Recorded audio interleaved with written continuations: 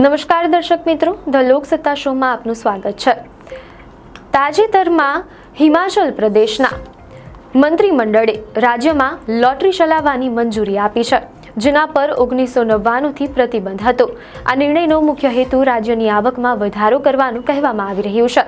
હાલમાં ભારતના 13 રાજ્યોમાં લોટરી કાયદેસર છે, જેમાં કેરળ, આસામ, અરુણાચલ પ્રદેશ, ગોવા, મધ્યપ્રદેશ, મહારાષ્ટ્ર, મણિપુર, મેઘાલય, મિઝોરમ, નાગાલેન્ડ, પંજાબ, સિક્કિમ અને પશ્ચિમ બંગાળનો સમાવેશ થાય છે।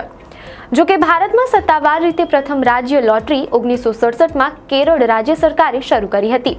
હવે પ્રથમ લોટરી વિશે વાત કરીએ તો એવું માનવામાં આવે છે કે ભારતની પ્રથમ લોટરી આઝાદી પહેલા 1889માં જૂનાગઢના નવાબ દ્વારા ગિરનારના પગથિયા બનાવવા માટે ભંડોળ એકત્ર કરવા માટે લોટરી યોજવામાં આવી હતી। અને ભારતમાં યોજાયેલી સૌપ્રથમ લોટરીઓમાંની એક માનવામાં આવે છે। સ્વતંત્રતા પછી ભારતમાં લોટરીને કાયદેસર અને સત્તાવાર રીતે શરૂ કરનાર પ્રથમ રાજ્ય કેરળ હતું। કેરળ સરકારે 1967માં લોટરી શરૂ કરી હતી, જેનો મુખ્ય ઉદ્દેશ્ય ગેરકાયદેસર જુગાર અને ખાનગી લોટરીઓ પર અંકુશ લગાવવાનો અને રાજ્ય માટે આવક ઊભી કરવાનો હતો। લોટરી નિયમન અધિનિયમ 1998 કેન્દ્ર સરકાર દ્વારા લોટરીને નિયંત્રિત કરવા માટે આ કાયદો લાગુ કરવામાં આવ્યો હતો। આ કાયદાનો હેતુ ભારતના રાજ્યોમાં લોટરીના સંચાલન માટે એક સમાન માળખું પૂરું પાડવાનો હતો। આ કાયદા મુજબ રાજ્યો પોતાની લોટરી ચલાવી શકે છે, પરંતુ અમુક નિયમો અને શરતોનું પાલન કરવું ફરજિયાત છે। ભારતમાં લોટરી એ રાજ્યનો વિષય છે, તેથી દરેક રાજ્ય પોતાના કાયદા બનાવી શકે છે।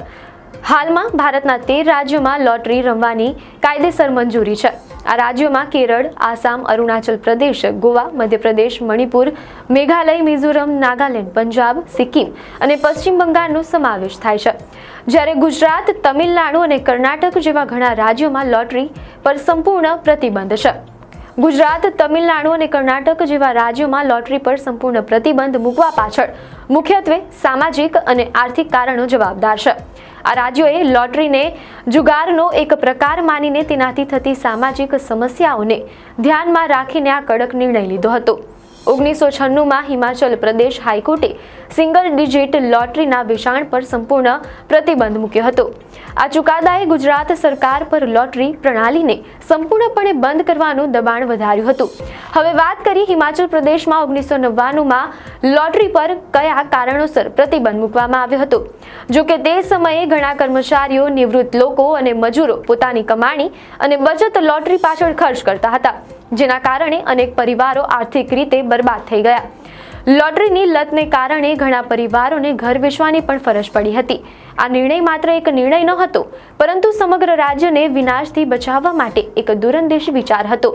તે સમયે હિમાચલ પ્રદેશના તમામ વર્ગોના કર્મચારીઓ, નિવૃત્ત કર્મચારીઓ, મજૂરો અને યુવાનોએ મોટી સંખ્યામાં લોટરી ખરીદવાનું શરૂ કર્યું હતું, જેના કારણે કર્મચારીઓના પગાર, યુવાનોની બચત, નિવૃત્ત કર્મચારીઓનું પેન્શન અને મજૂરોના પૈસા દાવ પર લાગ્યા હતા અને ઘણા પરિવારો અને ઘરો બરબાદ થઈ ગયા હતા। જાહેર હિતમાં લોટરી બંધ કરવામાં આવી હતી, જેથી હિમાચલ પ્રદેશના લોકો આ શાપિત લોટરીના વ્યસની ન બને।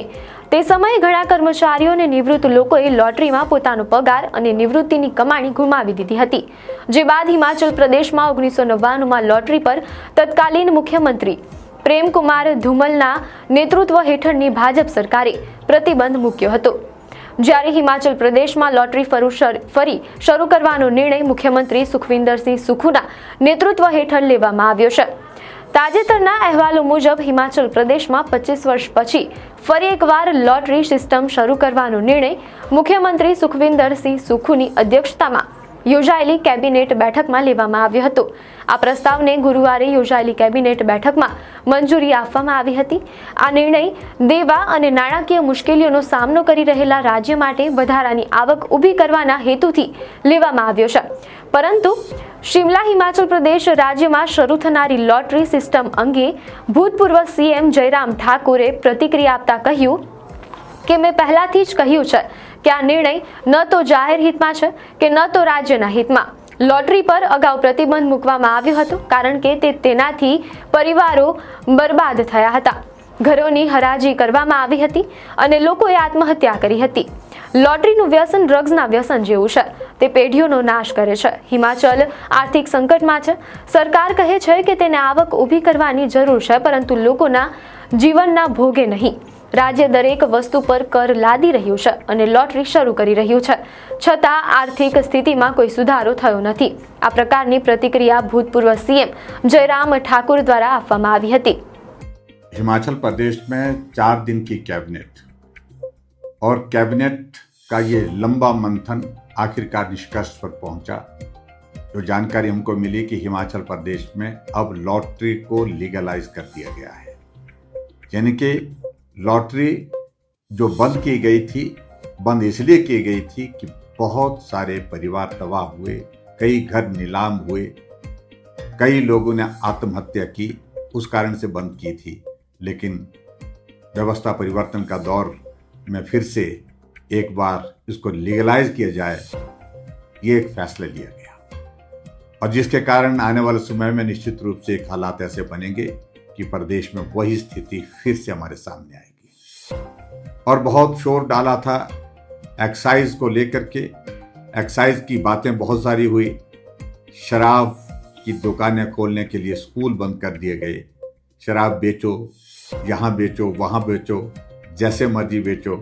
लेकिन उसके कारण भी हिमाचल प्रदेश में तबाही का दौर, बर्बादी का दौर हमने अपनी आंखों के सामने देखा है. ना ही प्रदेश को आय हुई, लेकिन पीढ़ी बर्बाद हुई. नशे के चलते पूरे हिमाचल प्रदेश में आप हालात देख ही रहे हैं. और कुल मिलाकर के मैं यही कहूँगा कि ऐसे फैसले जो प्रदेश को किस दिशा में ले जाएंगे, ये आने वाले समय में हम सब के लिए चिंता का विषय बना हुआ है. मैं इस फैसले की कड़ी निंदा करता हूँ. ये फैसला प्रदेश हित में नहीं है.